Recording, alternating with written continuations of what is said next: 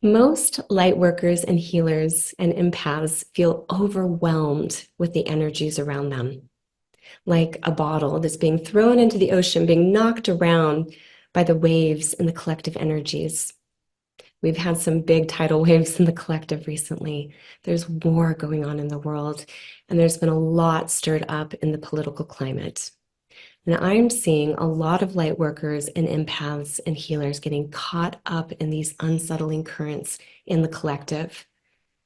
Most light workers see their gifts and their sensitivities as a curse instead of the gift that they are.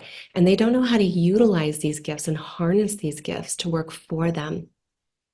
There was this woman who came to me, and she was a counselor for very at-risk teens. She was stressed, overwhelmed, and was feeling more and more hopeless and depressed with everything that she was hearing day after day in her work.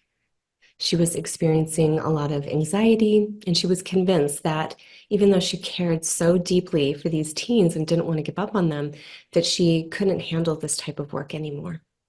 So she was making plans to quit her job when she came across this work that I do, where I show light workers how to work with their shamanic gifts and abilities. Within 2 weeks, she learned how to work with her sensitivities and how to get her sensitivities to work for her instead of against her. She discovered that a lot of what she was feeling wasn't even hers. And within 2 weeks, her anxiety was almost completely gone, and her depression started to lift.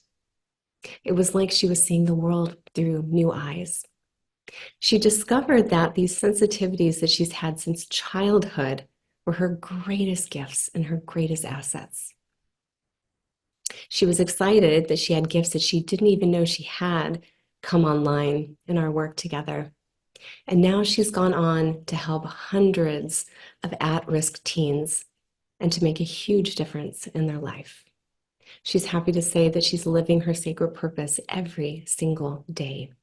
And she has more joy and purpose in her life than she ever thought possible. I see this every day in my work.